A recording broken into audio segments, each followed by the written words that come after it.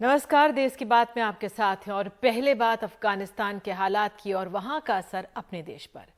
केंद्रीय विदेश मंत्री एस जयशंकर ने कहा है कि हम बहुत ध्यान से वहां के हालात पर नजर बनाए हुए हैं। हमारी प्राथमिकता फंसे हुए भारतीयों को सुरक्षित वापस लाने की है।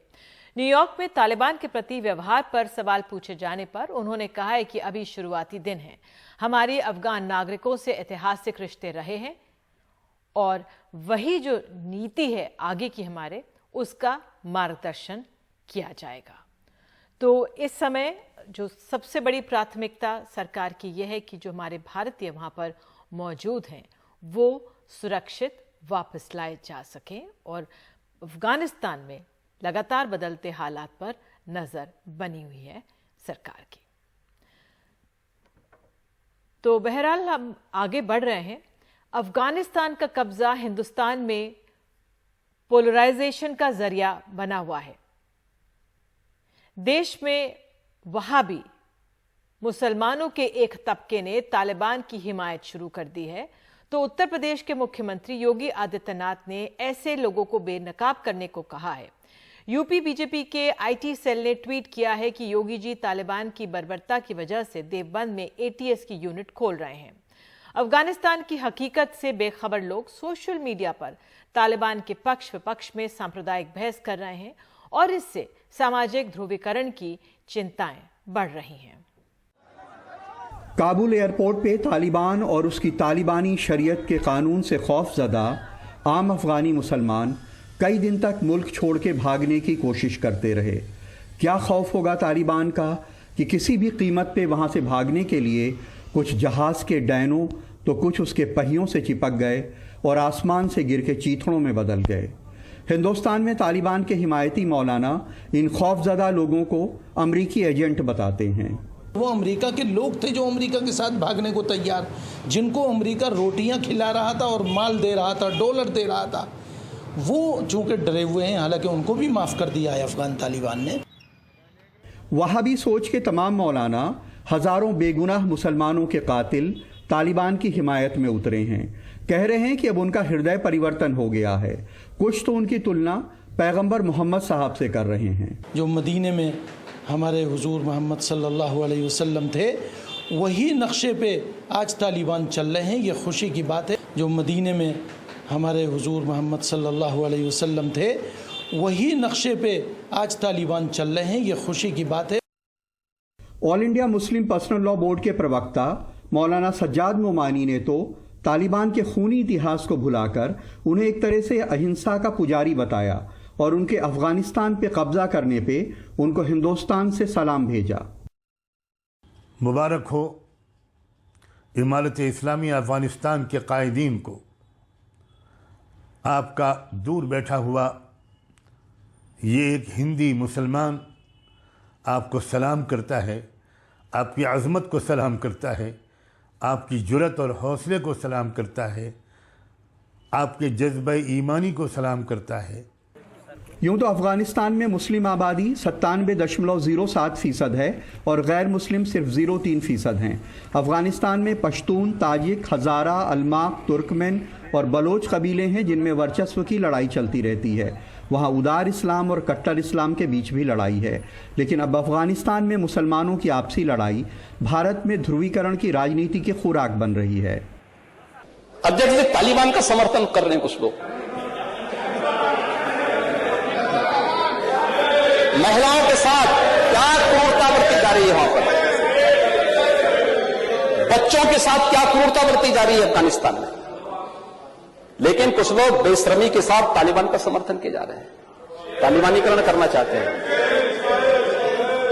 ये सभी के चेहरे एक्सपोज किए जाने चाहिए समाज के सामने। यूपी में योगी सरकार ने जिन 4 जगहों पे एटीएस का सेंटर कायम करने का फैसला किया, उनमें देवबंद भी एक है। लेकिन बीजेपी आईटी सेल के हेड ने इसे भी तालिबान से जोड़ दिया। इससे साफ है कि तालिबान कैसे यूपी की सियासत में आ गया है। उन्होंने लिखा कि यही वक्त की मांग है कि इतिहास से सीख लेकर हम उससे 2 कदम आगे चलें। तालिबान की बर्बरता को देखते हुए योगी जी की सरकार ने देवबंद में एटीएस कमांडो सेंटर खोलने का निर्णय लिया है। यहां प्रदेश भर से चुने गए बहादुर एटीएस अफसर होंगे ऐसी दूरदृष्टि केवल हमारे योगी जी में ही मिलती है। तालिबान शिया और सूफी मुसलमानों को मुस्लिम नहीं मानते। अफ़गानिस्तान में हाजरा कबीले के लोग पर्शियन शिया मुसलमान हैं। अफ़गानिस्तान में उन पे हमलों का पुराना इतिहास है। तालिबान पे तमाम शिया मुसलमानों के कत्लेआम के इल्ज़ाम हैं। इसी तरह वहाँ सूफियों का ज़बरदस्त प्रभाव रहा है, लेकिन तालिबान ने बड़े पैमाने पे सूफी मुसलमानों की हत्याएं की हैं। इन्हें सिर्फ निहत्ते आवाम को मारा है, छोटे छोटे बच्चों को मारा है। ये इस्लाम के नाम पर धब्बा है, इस्लाम के नाम पर कलंक है। और जो भी इनकी हिमायत कर रहा है वो बहुत गलत हिमायत कर रहा है, और ये वही लोग हिमायत कर रहे हैं जो यजीद के हामी हैं। हिंदुस्तान के कुछ मौलानाओं को लगता है कि जिस तरह हिंदी फिल्म के आखिरी सीन में अक्सर प्रेम चोपड़ा का हृदय परिवर्तन हो जाया करता था, उसी तरह तालिबान का भी हृदय परिवर्तन हो गया है। अच्छा, मान लीजिए हो गया है, लेकिन जिन हजारों हजार लोगों को, बेगुनाहों को उन्होंने कत्ल किया है, उसकी सज़ा किसी को मिलेगी या नहीं मिलेगी? फिर अफगानिस्तान में इतने सारे कबीले हैं, कुछ लोग हथियार लेके गए और काबुल पे कब्जा कर लिया। उन कबीलों को सत्ता में प्रतिनिधित्व मिलेगा या नहीं मिलेगा? बस आपने हिंदुस्तान से उनको सलाम भेज दिया। ये ना तो लोकतंत्र है और ना ही इस्लाम। देवबंद में अशोक कश्यप और लखनऊ में कैमरामैन राजेश गुप्ता के साथ कमाल खान, एनडीटीवी इंडिया। और जो ये कमाल खान की हमारे वरिष्ठ सहयोगी की रिपोर्ट है, इस पर हमारे साथ एक बेहद खास मेहमान है मौलाना खालिद रशीद फिरंगी महली जी। इमाम हैं लखनऊ ईदगाह के, इन्हें मुस्लिम धर्म गुरु भी हम कह सकते हैं। बहुत बहुत धन्यवाद, शुक्रिया जुड़ने के लिए। मैं आपसे पूछना चाहूँगी, तालिबान के आने का असर हमारे यहाँ कैसा पड़ रहा है? लोग आपके पास आते होंगे, क्या कह रहे हैं जो आम लोग हैं? लोगों में अभी इस पूरे एपिसोड को लेकर के काफ़ी कंफ्यूजन है, और हम लोग का यही मानना है कि अभी सभी को वेट एंड वॉच की पॉलिसी अपनानी चाहिए। और जाहिर बात है, जहाँ तक अपने मुल्क का सवाल है तो ये एक फॉरेन पॉलिसी का मैटर है, और हुकूमत को इस पे जो भी स्टैंड हुकूमत लेगी, जाहिर बात है वही स्टैंड तमाम मुल्क के लोगों का होना चाहिए। और इसमें जो तरह तरह की बातें आ रही हैं या तरह तरह की बयानबाजी की जा रही है, वो हम ये समझ रहे हैं कि वो वक्त से पहले इस तरीके के बयान दिए जा रहे हैं जो कि बहरहाल मुनासिब नहीं है। और इन बयानात को लेकर लोगों में काफ़ी कंफ्यूजन भी इसकी वजह से पैदा हो रहा है, और फिर कुछ लोग जो उसको पॉलिटिसाइज करना चाहते हैं, हम उनको भी एक मौका दे रहे हैं। तो लिहाजा एहतियात करना, प्रिकॉशन लेना वक्त की अहम तरीन ज़रूरत है। जी, मैं आपसे समझना चाह रही थी, जिस तरह से आपने सुना कुछ लोगों को, वो कह रहे थे, कुछ मौलाना थे, कि हृदय परिवर्तन हो गया है, लेकिन उस तालिबान का क्या हृदय परिवर्तन हो सकता है जहाँ पे महिलाएं इतनी खौफजदा हैं? कैसे आप समझाएंगे लोगों को, ये कंफ्यूजन कैसे दूर करेंगे आप? देखिए, जहाँ तक इस्लाम का ताल्लुक है और इस्लामी कवानीन का, इस्लामिक लॉ का ताल्लुक है, और जिस इस्लामिक लॉ का बार बार उसका तस्करा किया जा रहा है, तो उसमें लोगों के जहन में एकदम ये बात क्लियर होनी चाहिए कि अपने यहाँ इस्लामी शरीयत में मर्द और औरत दोनों को बराबर का मुकाम दिया गया। किसी भी सूरत में, चाहे मर्द हो या औरत हो या मुस्लिम हो या नॉन मुस्लिम हो, किसी के साथ भी इनजस्टिस या नाइंसाफी का हक इस्लामी शरीयत ने किसी को भी नहीं दिया है। फॉर एग्जाम्पल कि पैगम्बर इस्लाम ने जो अपना आखिरी खुतबा दिया, उसमें बाकायदा उनके ये अल्फाज थे कि आपने फरमाया कि मैं लोगों को वसीयत कर रहा हूँ कि तुम औरतों के साथ अच्छा बर्ताव करना, और इसकी बहुत सी मिसालें ऑलरेडी इस्लामिक हिस्ट्री में मौजूद हैं। तो लिहाजा जिस तरीके किसी भी हालत में औरतों के साथ या नॉन मुस्लिम्स के साथ या किसी के साथ नाइंसाफ़ी की कोई गुंजाइश नहीं है। और फिर मजहब इस्लाम ने इस बात का भी हमें हुक्म दिया कि आप अगर देखें कि पैगम्बर इस्लाम के ज़माने में मदीने में बाकायदा वहाँ पे जो नॉन मुस्लिम्स थे, जो ज्यूज थे, जो यहूदी थे, उनके साथ आप सल्लल्लाहु अलैहि वसल्लम के हुक्म से उनके साथ बाकायदा मुआहिदा हुआ, और उनको इस बात की गारंटी दी गई कि आपके इबादतगाहों को और आपके मजहबी जो आपके कस्टम ट्रेडिशंस हैं, उसमें कतई तौर पर कोई भी इंटरफेरेंस नहीं होगा। तो हम तो ये उस इस्लाम को जानते हैं जिसको कि हमने बयान किया है। लिहाजा अगर इसके खिलाफ कोई बात होती है तो वो बात जाहिर सी बात है मजहब के खिलाफ होगी। बिल्कुल। मैं आपसे ये समझना चाहूँगी कि जो एक आम नागरिक मुसलमान है वो किस तरह से समझे, क्योंकि वो भी ऐसे लोगों के, मौलानाओं के संपर्क में आ रहे होंगे जो हिंदी मुसलमान का सलाम और ये सब बातें कर रहे हैं। तो उस लिहाज से आप कैसे समझाएंगे उन्हें कि आप इससे भड़के ना, इसका असर आप पे ना पड़े?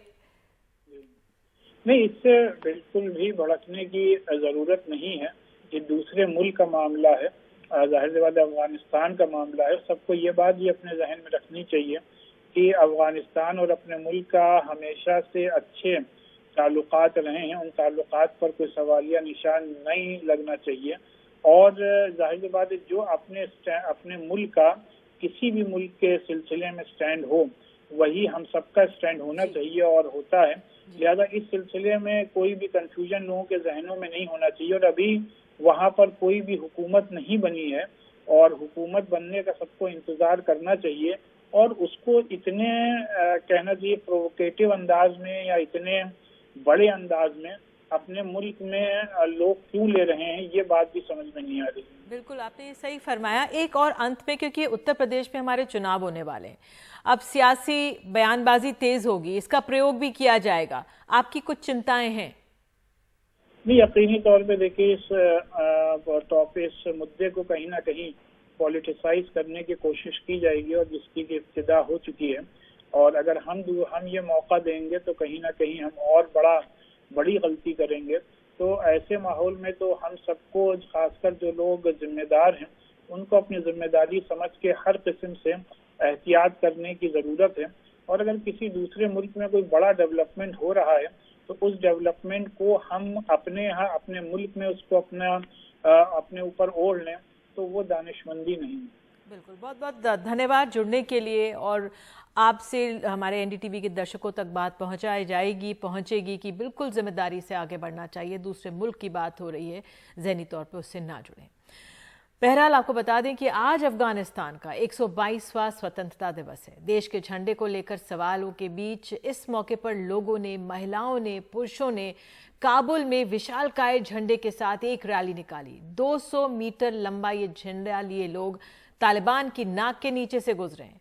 हथियार लिए रोकने की कोशिश भी की तालिबान ने, पर ये झंडा लिए और नारा लगाते हुए राष्ट्रीय झंडा हमारी पहचान है शहर में निकले हैं।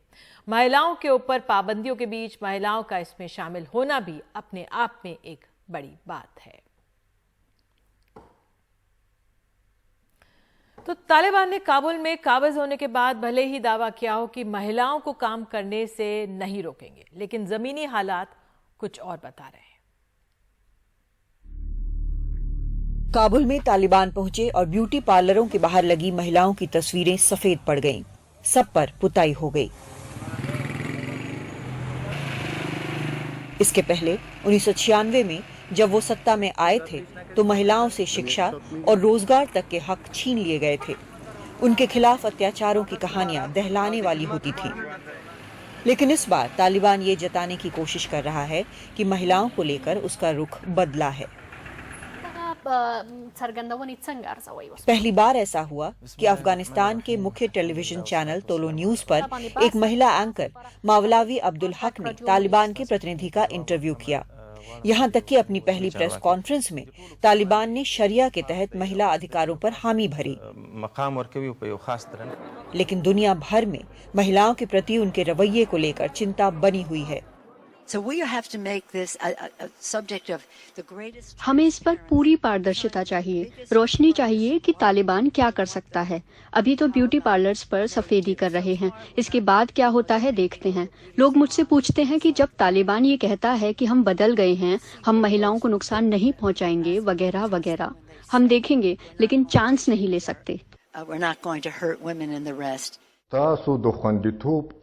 एक दो दिन के अंदर महिला एंकर टीवी से गायब हो गईं। एक ने तो यहाँ तक कहा कि उन्हें कहा गया कि अब सत्ता बदल गई है, वो काम पर ना आए। ये तो काबुल के हालात हैं, लेकिन काबुल के बाहर दूर दराज इलाकों में हालात ज्यादा बुरे बताए जा रहे हैं।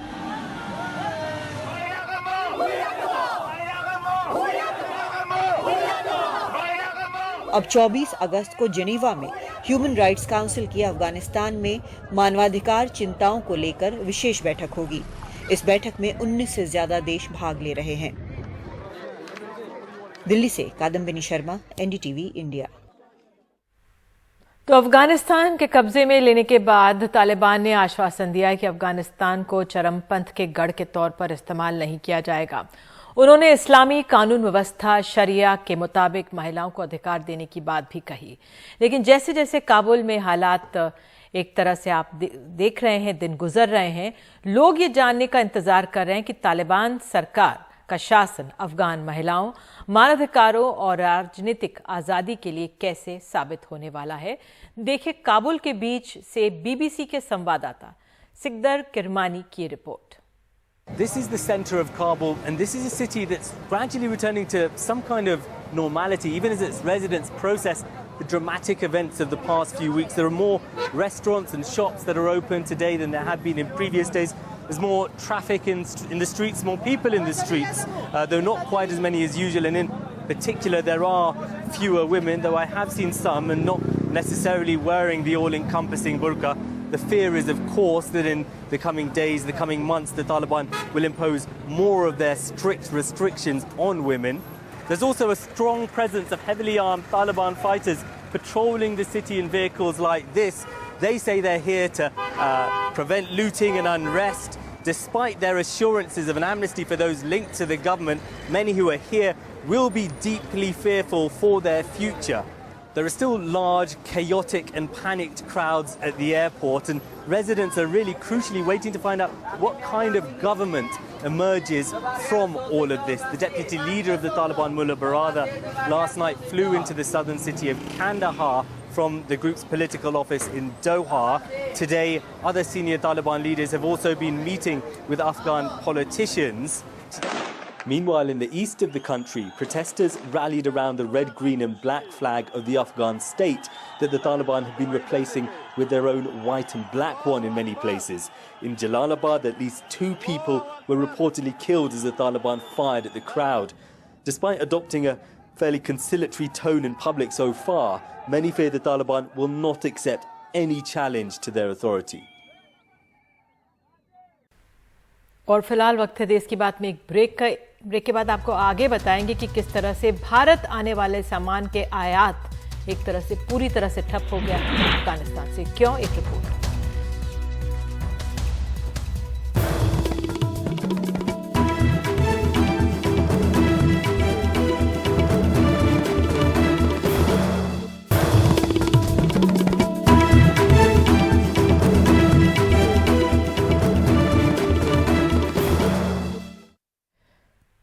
अफगानिस्तान में सत्ता पर कब्जा करने के बाद तालिबान ने अफगानिस्तान पाकिस्तान ट्रांजिट रूट पर कार्गो की सप्लाई पूरी तरह से बंद कर दी और इस वजह से अफगानिस्तान से पाकिस्तान के जरिए भारत आने वाला सामान का आयात रुक गया है। एक रिपोर्ट।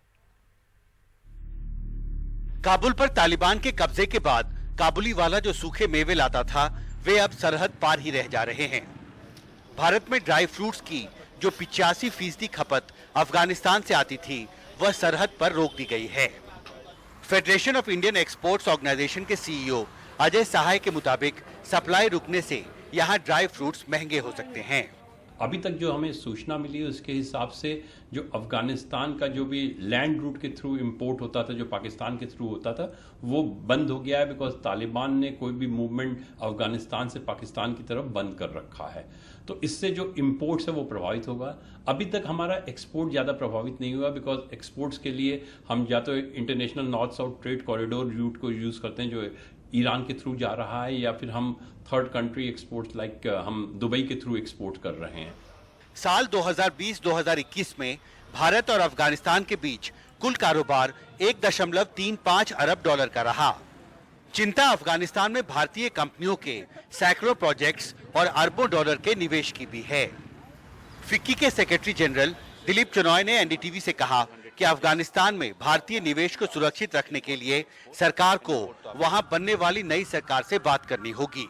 400 से अधिक प्रोजेक्ट्स है, $3 बिलियन का आपने इन्वेस्टमेंट जो किया हुआ है, उनको पहले तो कैसे सिक्योर किया जाए और फिर एक स्ट्रैटेजी और रणनीति बनानी चाहिए कि जो भी सरकार वहाँ पे आए, ठीक है, उनको हम कैसे इंगेज करें कि ये जो प्रोजेक्ट्स हैं जो अभी थोड़े से कंप्लीटेड नहीं है, थोड़े से बन रहे हैं, उनको एक तरीके से कंप्लीट किया जाए और जो प्रोजेक्ट्स कंप्लीटेड किया है उनको कैसे जारी रखें। तो ये बेशक दो इम्पोर्टेंट फैक्टर्स हैं जो अभी हमें ध्यान में लेना चाहिए। जाहिर है भारत के सामने चुनौती अफगानिस्तान में फंसे सभी भारतीय नागरिकों को सुरक्षित निकालने और अपने सामरिक हितों को सुरक्षित रखने के साथ साथ आर्थिक हितों को भी सुरक्षित रखने की है। अफगानिस्तान में सरकार और भारतीय कंपनियों के 400 से अधिक प्रोजेक्ट्स चल रहे हैं। तालिबान के टेकओवर के बाद अफगानिस्तान की अर्थव्यवस्था में करीब $3 अरब के भारतीय निवेश की सुरक्षा पर भी कई सवाल खड़े हो रहे हैं। ऐसे में सरकार को अपने आर्थिक हितों को सुरक्षित करने के लिए इंडस्ट्री के साथ मिलकर अफगानिस्तान के बदलते हालात के मुताबिक नई रणनीति जल्दी बनानी होगी। दिल्ली से संजय कौशिक के साथ हिमांशु शेखर, एनडीटीवी इंडिया।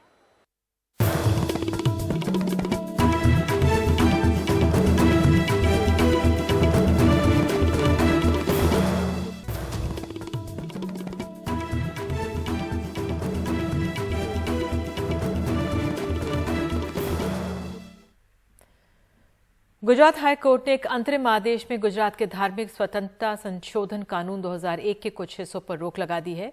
ये कानून अंतर धार्मिक विवाहों में जबरन धर्मांतरण रोकने के लिए लाया गया है। हाई कोर्ट के आदेश के अनुसार छल या बल या प्रलोभन का सबूत मिले बिना इस कानून की 6 धाराओं पर अमल नहीं हो सकता। इन धाराओं का वास्ता अंतर धार्मिक विवाह और जबरन धर्मांतरण से है। बालिगों की सहमति से हुए अंतर धार्मिक विवाहों पर ये धाराएं लागू नहीं होंगी। अदालत ने कहा, ये अंतरिम आदेश गुजरात हाईकोर्ट के चीफ जस्टिस नाथ और जस्टिस वैष्णव का है। इस कानून के तहत सिर्फ एफआईआर के आधार पर ही किसी आरोपी को जेल भेजा जा सकता है। मध्य प्रदेश की राजधानी भोपाल में चयनित शिक्षिकाएं मुख्यमंत्री शिवराज सिंह चौहान को राखी तो नहीं बांध पाई। देर रात उन्हें डरा धमकाकर जरूर उठा लिया गया। चेहरे से मास्क हटाकर फोटो खिंचवाई गई। सरकार की तरफ से अब तक इस मुद्दे पर कोई सफाई नहीं आई है।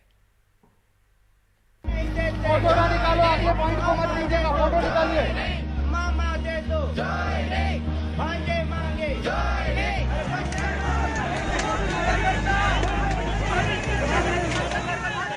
नौकरी नहीं मिली, मुख्यमंत्री नहीं मिले, लेकिन चयनित शिक्षक धरने से नहीं हटे तो चेहरे से मास्क हटाकर तस्वीरें खींची गई।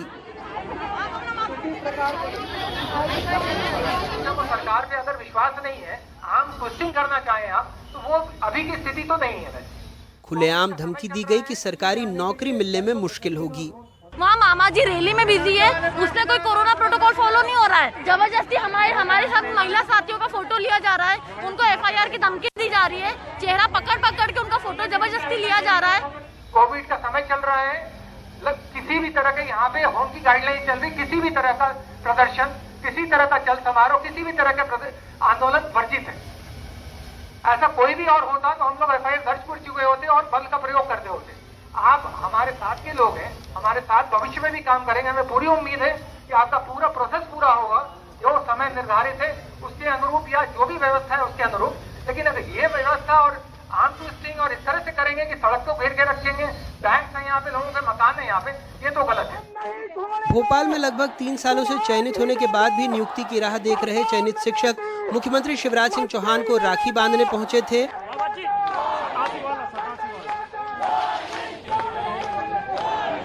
हाथों में राखी की थाल और बैनर पोस्टर लेकर सारे चयनित शिक्षक बीजेपी कार्यालय के सामने इकट्ठा हुए, जिन्हें पुलिस ने रोक दिया।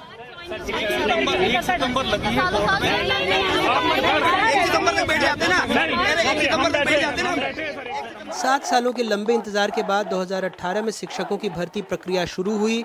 2019 में चयन हो गया, लेकिन नियुक्ति होती उससे पहले कमलनाथ सरकार गिर गई और इन शिक्षकों का भविष्य अधर में लटक गया। 3 साल पहले जब इस दफ्तर से चयनित शिक्षकों को नतीजा मिला तो बहुत खुश हुए, लेकिन 3 साल से वो नियुक्ति पत्र का इंतजार ही कर रहे हैं। भोपाल में जब सरकार के सामने अपनी मांग रखने पहुंचे तो नियुक्ति पत्र तो नहीं मिला, उनके नाम पर एफआईआर जरूर दर्ज हो गई। भोपाल से कैमरा पर्सन रिजवान खान के साथ अनुराग द्वारी, एनडीटीवी इंडिया।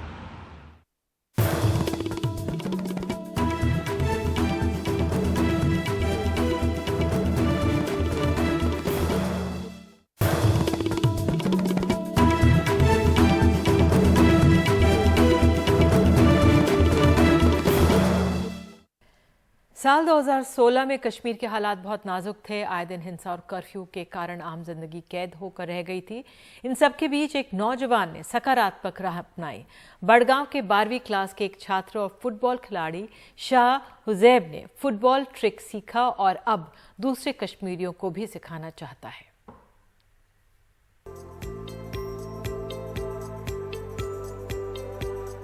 जम्मू कश्मीर के बडगाम के चरारी शरीफ का एक नौजवान अपने फुटबॉल ट्रिक से सोशल मीडिया पर पहचान बनाने की कोशिश में लगा हुआ है। ट्रिक शॉट्स काफी मुश्किल हैं, लेकिन शाह हुजैब के लिए ये सब आसान है। अगर हम फुटबॉल ट्रिक शॉट्स की बात करें, फुटबॉल ट्रिक शॉट्स जैसे मैंने बोला ये अनबिलीवेबल शॉट्स होते हैं और मैं इनको फ्लूक शॉट्स भी कहता हूँ, क्योंकि ये अनइवन होते हैं, इसका कोई पता नहीं होता कि ये कब हो गए या कैसे हो गए। तो फुटबॉल ट्रिक शॉट्स को हम अनबिलीवेबल शॉट्स होते हैं और ये कहते हैं। और ये सबसे पहले गोल्फ में स्टार्ट हुए थे और स्नूकर में, और मैंने बहुत सारे इसमें इक्विपमेंट्स यूज़ किए और आज भी करता हूँ, जैसे football, basketball nets, tyres, basket, small crazy balls, बहुत सारे मैं ऐसे इक्विपमेंट्स इसमें यूज़ करता हूँ और मैं फुटबॉल ट्रिक शॉट्स परफॉर्म करता हूँ। हुजैब पहले क्रिकेट खेलते थे, लेकिन फिर फुटबॉल की ओर मुड़ गए। यूट्यूब पर एक अमेरिकी ग्रुप को ट्रिक शॉट्स खेलते देखा तो इसमें दिलचस्पी बढ़ती चली गई। जब मैंने 2018 में एक सोशल मीडिया पे वीडियो देखा ट्रिक शॉट का, कि वो ट्रिक शॉट्स परफॉर्म कर रहे हैं, और जब मैंने देखा मैं इंस्पायर हो गया, मैं शौक में रह गया कि ये क्या कर रहा है ट्रिक शॉट्स। जब मैंने इस पे सर्च किया तो मुझे लगा मतलब ये मैं कर सकता हूँ, क्योंकि मुझे फुटबॉल आती थी और फुटबॉल मैंने 2016 में स्टार्ट की थी। उसके बाद मैंने इसमें प्रैक्टिस की, मैंने देखा सोशल मीडिया पे कि कैसे ट्रिक शॉट्स खेले जाते हैं, और उसके बाद फिर मैंने भी स्टार्ट किया। जब सोशल मीडिया पे डाले, अच्छा रिस्पॉन्स आया, बूस्ट मिला, तो मुझे लगा मुझे यही कंटिन्यू करने चाहिए। क्रिस्टियानो रोनाल्डो के प्रशंसक हुजैब अब तक 250 से ज्यादा ट्रिक शॉट्स वीडियो बना चुके हैं। वो घाटी के दूसरे नौजवानों को भी ट्रिक शॉट्स सिखाना चाहते हैं।